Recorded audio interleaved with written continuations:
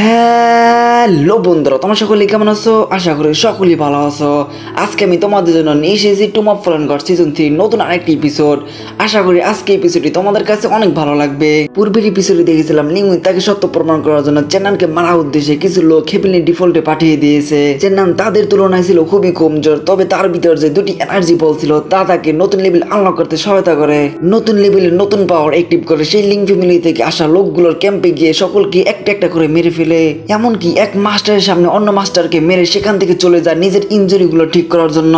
অন্যদিকে লিংউইন সকলকে জানিয়ে দিয়েছে যে চেন্নানকে ধরে আনতে পারবে, মরা হোক বা জীবিত, তাকে 1.5 লাখ স্বর্ণের মুদ্রা দেওয়া হবে। চেন্নান তার ইনজুরিগুলো ঠিক করার জন্য, তার শক্তি বাড়ানোর জন্য একটি গুহার ভিতর কাল্টিভেশন করতেছিল, কিন্তু মাঝখানে বাধা হয়ে দাঁড়ায় কিছু লোক যারা কিনা 1.5 লাখ স্বর্ণের মুদ্রা স্বপ্ন দেখে চেন্নানকে মারার উদ্দেশ্যে এখানে এসেছে। কিছু লোক চেন্নানের উপর অ্যাটাক করে দিয়েছে। চেন্নান কোন রকম সে অ্যাটাকগুলোকে টস করে সামনে বাড়তেছিল। চেন্নান স্পিড তো অনেকটাই বেড়ে গেছে, যে কারণে তাদের কোনো অ্যাটাকই চেন্নানে কোনো কিছুই করতে পারতেছে না। চেন্নান বিজলির মতো স্পিডে তাদের অ্যাটাকগুলোকে ডস করে সামনের দিকে বাড়তেছিল, এবং যেই লোকগুলো চেন্নানের উপর অ্যাটাক করার জন্য সামনে বাড়ছিল তাদেরকে খুবই খতরনাক ভাবে সেখানে মেরে ফেলে। সেখানে একজন পাওয়ারফুল লোক ছিল, তাকে মারার জন্য চেন্নান লাইটিং অ্যাটাক করে এবং এক অ্যাটাকের মাধ্যমে তাকে সেখানেই মেরে ফেলে। চেন্নান নিচে এসে সকলকে উদ্দেশ্য করে বলতেছে এবার কে আসবে। চেন্নানের পাওয়ার দেখে সকলে মনে ভয় ঢুকে গেছে, কে বা সামনে আসবে তার মরণ নিশ্চিত করতে। তখনই একজন পাওয়ারফুল লোক এন্ট্রি নেয়, যে কিনা একটি বৃষ্টির উপর সাওয়ার হয়ে এসেছে। সে এসে বলতেছে এটা 1.5 লাখ স্বর্ণ মুদ্রার টাস্ক, এটা পেতে হলে একটু কষ্ট তো করতেই হবে। চেন্নান বলে আমি 4 লেভেলের কাল্টিভেটর, আমাকে মারার জন্য 1.5 লাখ স্বর্ণের মুদ্রা, এটা তো খুবই শরমের কথা, কেননা এটা তো খুবই কম রেট। চেন্নান ভাবতেছে আমার ইনজুরিগুলো এখনো ঠিক হয়নি, তাদের সাথে এখন ফাইট করা ঠিক হবে না, আমাকে অন্য কিছু ভাবতে হবে। চেন্নান সকলকে উদ্দেশ্য করে বলতেছে আমাকে যদি সঠিকভাবে ক্যাপিটাল সিটি পৌঁছে দাও তাহলে আমি তাকে লিংউইনের বলা পুরস্কার থেকে 5 গুণ বেশি মুদ্রা দেব। সকলেই এটা শুনে অবাক, কেননা সামান্য একটু কাজের জন্য এত বড় পুরস্কার। লিংউইনের এক চামচা বলতেছে কেউ ওর কথা কান দিও না, এসব ফালতু কথা বলতেছে।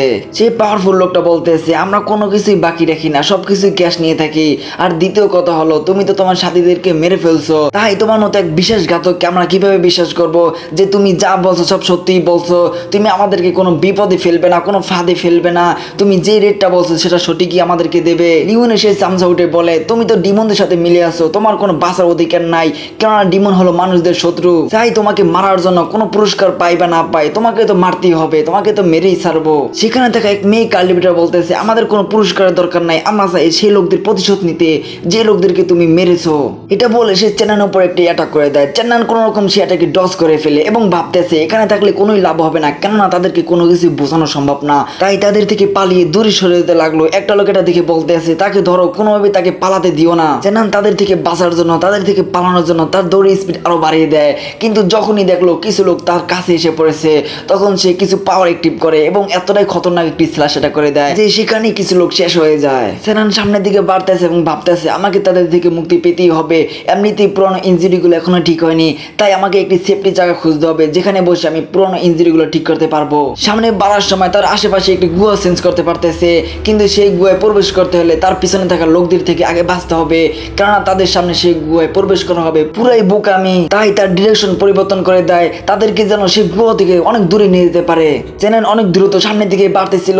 কিছু দূর যাওয়ার পর সে তার কিছু পাহাড়ের মাধ্যমে দেখতে পায় সামনের দিকে দুটি পাহাড়ের মাঝে অনেক বড় গ্যাপ রয়েছে, একটি পাহাড় থেকে অন্য পাহাড়ে যাওয়ার জন্য একটি ঝুলন্ত ব্রিজ রয়েছে। এটা দেখে চেন্নান তার আশেপাশে লোকদের উপর একটি স্ল্যাশ লাগিয়ে দেয় এবং তার দৌড়ের স্পিড আরো বাড়িয়ে দেয় যেন তাদের আসার আগে এই ব্রিজটি পার হতে পারে। সেই পাওয়ারফুল লোকটা যখন দেখলো চেন্নান এই ব্রিজটা পার হতে চায় তখন সকলকে বলল চেন্নানের উপর অ্যাটাক করো, চেন্নান যেন কোনো রকম এই ব্রিজটা পার হতে না পারে। চেন্নান প্রায় সেই ব্রিজের মধ্যখানে এসে পড়েছে, তখনই তাদের অ্যাটাক গুলো সেই ব্রিজের সাথে এসে হিট হয় এবং সেই ব্রিজটি সেখানে ভেঙে চুরে নিচে পড়ে যায়। চেন্নানও সেই ব্রিজের সাথে নিচে পড়ে যায়। সেই পাওয়ারফুল লোকটা বলতেছে তোমরা কোনো চিন্তা করো না, এটা অনেক গভীর, তাই এখান থেকে পড়ার কারণে চেন্নান নিশ্চিত মরে গেছে। এটা এতটাই গভীর যে এখান থেকে যদি কেউ পড়ে যায় তাহলে তার বেঁচে ফিরে অসম্ভব। কিন্তু যখন ভালো করে খেয়াল করো তখন দেখতে পেলো নিচ থেকে একটি স্পল এনার্জি হাত উপরের দিকে আসতেছে এবং কিছুক্ষণের মধ্যে সেই স্পল হাতটি উপরে এসে দ্বিতীয় পাহাড়টিকে আঁকড়ে ধরে। আসলে চেন্নান এই টেকনিকটি ব্যবহার করে সেই দ্বিতীয় পাহাড়টিতে উঠে যায়। যদিও অনেক রিস্ক ছিল তবুও তাদের হাত থেকে তো বাঁচতে পারলো, তাদের হাত থেকে তো বেঁচে ফিরতে পারলো, কেননা তার মধ্যে এতটাও শক্তি অবশিষ্ট নাই যে সে তাদের সাথে ফাইট করবে। তাই সামনের দিকে বাড়তেছিল কোনো একটা সেফটি জায়গা খোঁজার জন্য, কেননা তাকে কাল্টিভেশন করতে হবে, তার পুরনো ইনজুরি গুলো ঠিক করতে হবে।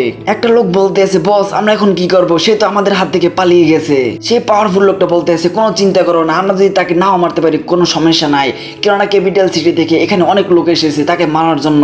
চলো আমরা উত্তর দিক থেকে যাওয়ার চেষ্টা করি। যাওয়ার পূর্বে একজন আসমানের দিকে একটা সিগন্যাল পাঠিয়ে দিল যেন আশেপাশে সকলে বুঝতে পারে চেনান এখানে আছে। লিং ফ্যামিলি সে মাস্টার এই সিগন্যালটি দেখে তার ইগুলোর উপর সাহার হয়ে সেই লোকেশনের দিকে বাড়তেছিল।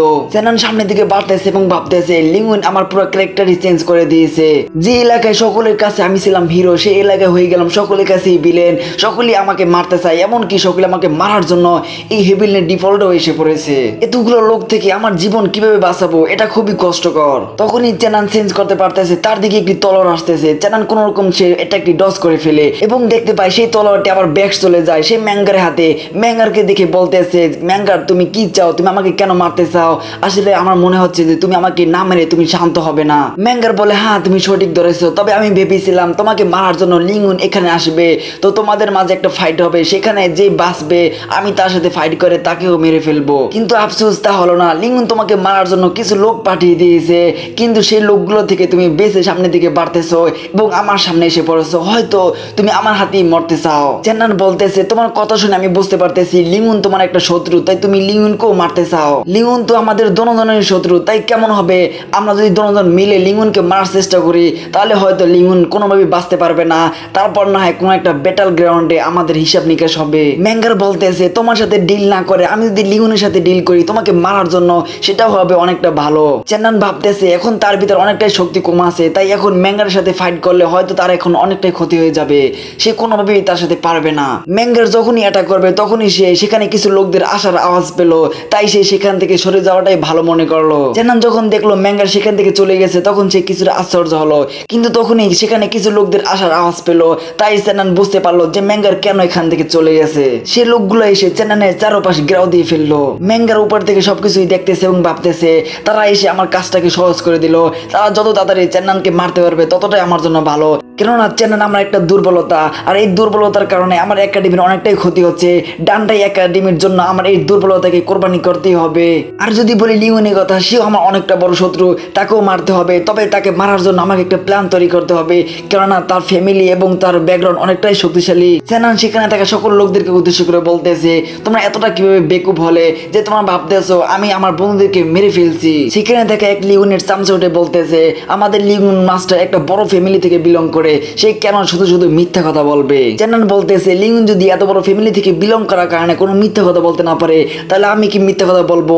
কারণ আমি হলাম চু কিংডমের একজন গার্ডিয়ান। এটা শুনে সকলেই চুপ হয়ে যায়। তবে একটা লোক বলতেছে আমাদের লিং ফ্যামিলি একটা তল্লাশি নিয়েছে, তুমি কোন রকম ভুলভাল বুঝিয়ে চু কিংডমের গার্ডিয়ান হয়েছো, কেউই বলতে পারেনি তুমি কোথা থেকে এসেছো, তোমার পরিচয় কি? আর একজন লোক বলতে আছে তোমরা সকলেই চেন্নানের উপর হামলা করো, কেননা চেন্নানকে যতটাই সুযোগ দিবে ততটাই তার শক্তি বাড়িয়ে নেবে, তাকে কোন রকমই সুযোগ দেওয়া যাবে না, কেননা তোমরা সকলেই তো জানো চেন্নান কতটাই খতরনাক। চেন্নান সকলকে উদ্দেশ্য করে বলতেছে তোমরা তো 1.5 লাখ স্বর্ণ মুদ্রা পাওয়ার জন্য এসেছো, আর বলতেছো তোমরা প্রতিশোধ নেওয়ার জন্য এসেছো। তখনই চেন্নানের উপর একটি অ্যাটাক এসে হিট হয় এবং চেন্নান কিছুটা দূর গিয়ে পড়ে। চেন্নানের অবস্থা অনেকটাই খারাপ হয়ে যায়, চেন্নানের মুখ থেকেও রক্ত পড়ছে। তখনই দেখা যায় সেই লিং ফ্যামিলি মাস্টার সে ইগুলোর উপর সাহরে সেখানে এসে হাজির হয়।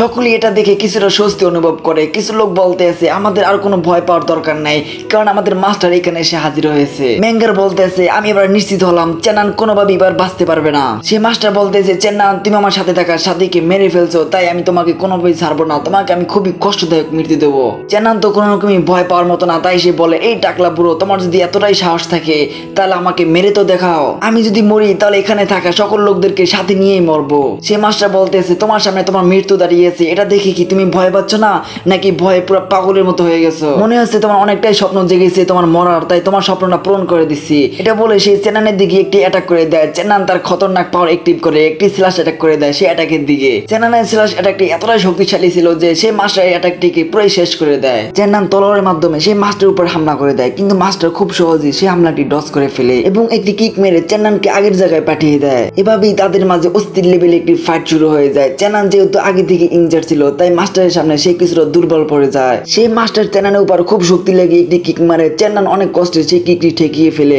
কিন্তু সেই মাস্টার এই সুযোগটা ব্যবহার করে আরেকটি অ্যাটাক করে দেয়, যেই অ্যাটাকের কারণে চ্যানেল অনেকটাই আহত হয়ে যায়, অনেকটাই ইনজার্ড হয়ে যায়। সেই মাস্টার চ্যানেলের উপর ফাইনাল অ্যাটাক করার জন্য উপরের দিকে ওঠে এবং তার ইগল পাওয়ার অ্যাটাক রেডি করে, যে পাওয়ারটি দেখতে খুবই খতরনাক লাগছে।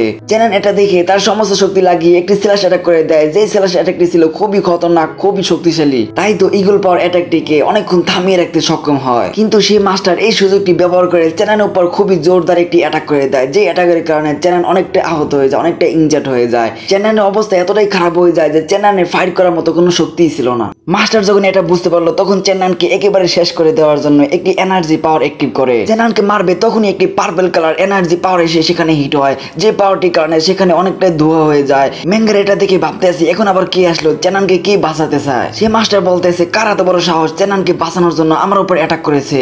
যখন কিছুটা ধোঁয়া সরে যায় তখন দেখা যায় সেই ছোট্ট ড্রাগনটি এসেছে চ্যানেলকে বাঁচানোর জন্য। তার নাম হলো লর্ড ইউজ। সেই ড্রাগনটি বলতে আছে ভালো করে তাকিয়ে দেখো, তোমাদের গ্র্যান্ডপা দাদাজি এসে গেছে। চ্যানেলকে বলতে আছে তোমার তো খুশি হওয়ার কথা, তোমাকে বাঁচানোর জন্য আমি লং ইউ এসে গেছি, কিন্তু আফসোস তোমার সাথে এতদিন পরে দেখা তবুও তোমার মুখে কোনো খুশির ছাপ দেখতে পাচ্ছি না। চ্যানেল বলতে আছে ফাইনালি তুমি আমাকে বাঁচানোর জন্য এখানে এসে গেছো।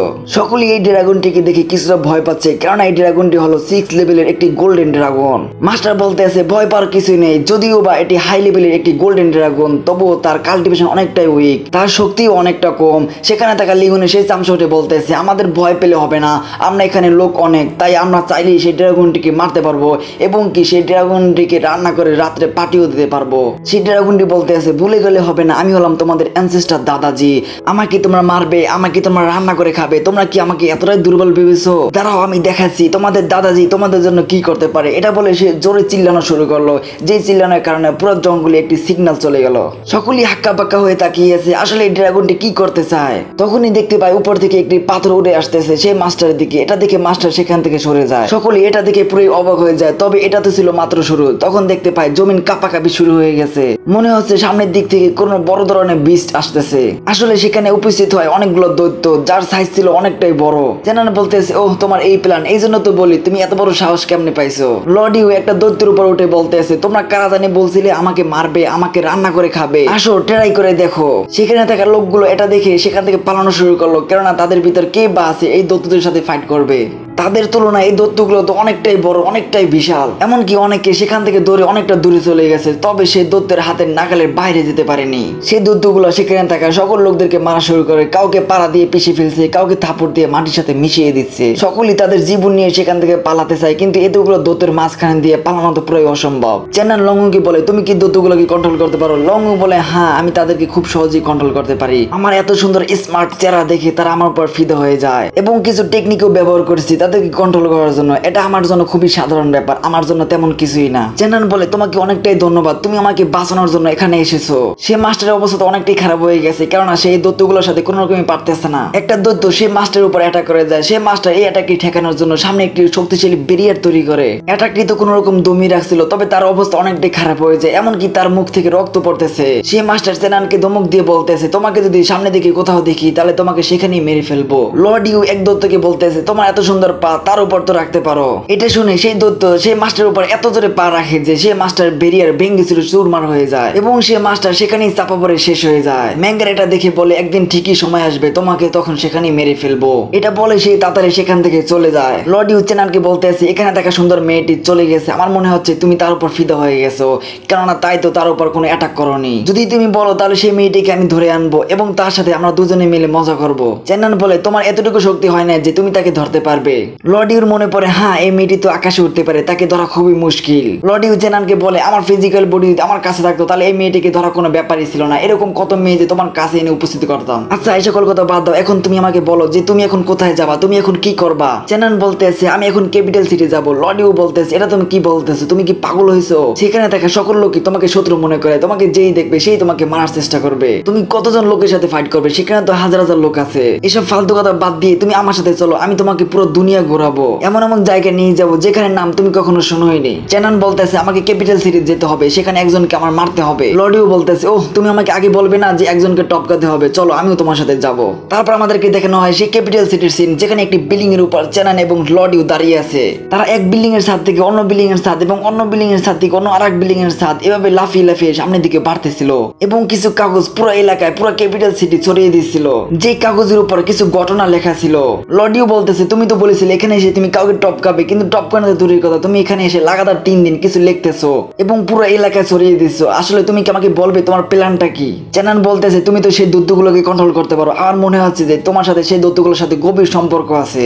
লডিও বলতেছে তোমার ভুলে গেলে হবে না, তুমি কার সাথে কথা বলতে আছো? একটা হলি ড্রাগনের সাথে কথা বলতে আছো, অতএব সম্মান দিয়ে কথা বলো, নয়তো চাইলেই তোমাকে যে কোনো সময় চিবি খেয়ে ফেলতে পারবো। লডিও তো বক বক করে দিয়েছে, এই জন্য চেনান তার মুখটা চেপে ধরে, কিন্তু তবুও তার কিছু আওয়াজ নিচে থাকা একটি লোক শুনতে পায়। সে ভাবছিল কোনো একটা বৃষ্টির আওয়াজ, তাই সে বলতে আছে আজকের রাতটা অনেকটাই ভয়াবহ, একটা বৃষ্টির আওয়াজ আমি শুনতে পাচ্ছি। চেনান বলে আমার প্রথম প্ল্যান হলো এই কাগজগুলো পুরো ক্যাপিটাল সিটি ছড়ানো এবং দ্বিতীয় প্ল্যান হলো সকলের সামনে মরার অভিনয় করা। লডিও বলতেছে ওহো এবার বুঝতে পারলাম, সকলেই যেন তোমার কথা বিশ্বাস করে, এই জন্য তুমি এই কাজটা করতেছো, কেননা সকলেই জানে মরার সময় কোনো মানুষ মিথ্যা কথা বলে না। চেনান ছাদ থেকে কিছু কাগজ নিচের দিকে ফেলছিল। এই সময় এই এপিসোডটি শেষ হয়ে যায়। বন্ধুরা তোমরা যদি সামনে এই এপিসোডটি দেখতে চাও তাহলে চ্যানেলটি সাবস্ক্রাইব করে অল বাটনে ক্লিক করে রাখো।